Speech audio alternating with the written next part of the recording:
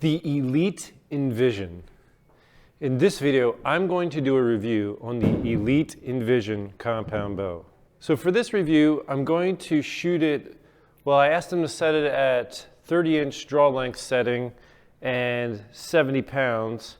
And the bow is in the sheet, the spec sheet says it'll go to 30.5 inches. So he basically set it at the longer draw length setting there. It measured 31.125. Now what I've come to notice for Elite with the current cam system they're using is if you have it on the longest draw, or any particular draw length, but if you have the let off at the highest percentage let off, then your draw length is going to be longer. It has this sort of modular for adjusting the let off. You can see you can move it pretty far. That would be, roughly an inch, or half of an inch rather, that you can move that, cable stop is what that is.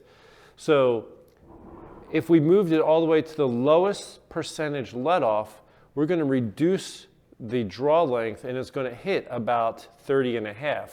So I believe that's why they rate it at that, because they want to make sure they're, covering that parameter. They want, if somebody wants to shoot this at the lowest percentage let off, they'll still get that 30.5 inch draw length. So for this review though, we're going to be measuring a little bit long. So with 31.1 inch draw length, as opposed to 30, we're probably going to gain even roughly close to 10 feet per second. So let's take a couple shots with the bow and see what speed it's producing with a 350 grain arrow. It's coming in at just a hair under 70 pounds. It was like 69.6 or something like that. So we're very close. So let's see what kind of speeds we generate here. First, I'll test the back wall. This is with the cable stop. So there is a limb stop option. So even with the cable stop, it's a very solid back wall. If I ease up, comes off the back wall. I didn't have to ease up too hard. So it actually came off a little easier than I was expecting at the highest percentage let off. 334 feet per second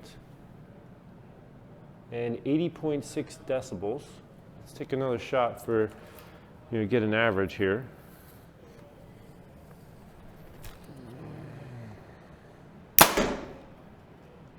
$333, 74.3 decibels.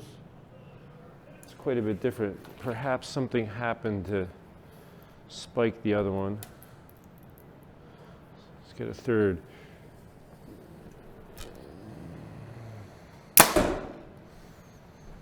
334, 80.7. Let's shoot a 450 grain arrow, just to give you a sense if you like to shoot a little bit of a heavier arrow.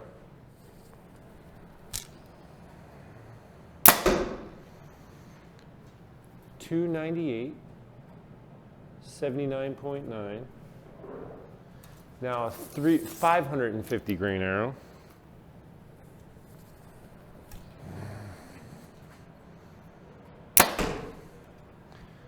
.272, 77.2. Now I shot one of these for hunting 2 years ago. Elite was very generous and gave me the bow, and they gave me one of their flagship bows to do as a giveaway, so I was very grateful for that. So I do think this is a neat technology that they've come out with the set technology. The speeds and all that the bow is providing is very similar to a lot of the bows on the market, so I think they're right in the running as far as what their technologies are providing speed-wise. But let's go back over to the home office, go over some of the data that I acquired today, and then we'll finish out this video. And I do want to make a very special thanks to Palo Outdoors for allowing me to come and film this video today and shoot the bow here. So thank you, Palo Outdoors. They got a lot of great bows So great selection of bows if you want to come and shoot some of these. They've got a lot of accessories. They even have guns. All right, I'm at the home office going over the data here, and I'll just say that I want to remind you as we look at the data, I'll put it up here. You can pause the video and stare at it if you want, but I will mention that the speed I got was 334 feet per second, and it was a little over 31-inch draw length. So I would say if we were at 30 inches on the dot, we probably would have came in more like 324 instead of 334. Their advertised speed is 334, and that was at the longest that we could possibly stretch out that draw length. But if we were right at 30, it would have came in probably about 10 feet per second, roughly 8 to 10 feet per second less. Some notable things aside from the 334 feet per second, with a 450 grain arrow, came in at 298 feet per second, and then a 550 grain, 272 feet per second. We did have an anomaly as far as the 1 decibel meter reading did come in quite a bit lower. It was 74.3 for that one reading at the 350 grain arrow. I'm not quite sure what happened there. I would actually throw out that number since it's so much different than the rest of the data. The other two shots were at 80.6 and 80.7, very consistent. And then when we went to a heavier arrow, it did go down incrementally by a little bit, as would be expected with a heavier arrow. So it went down to 79.9 and then 77.2. So I think that one where our speed also came in a little bit lower, for whatever reason, that reading came in very low. I would throw that out. You can look at the draw force curve.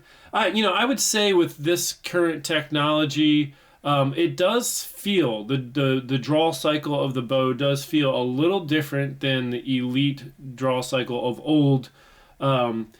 Maybe just a hair not as smooth as they used to be. I don't know. It's hard to say, but still a very nice bow. And the set technology is really neat. Being able to adjust for arrow flight by just turning a couple screws rather than having to shim cams and take the bow all apart. I mean, that's just really nice. So I do like the bow, and it's definitely one worth taking a look at if you're in the market for a bow. I want to thank you for tuning into this video, and I hope you'll stay tuned to future videos. Until next time, take care and God bless.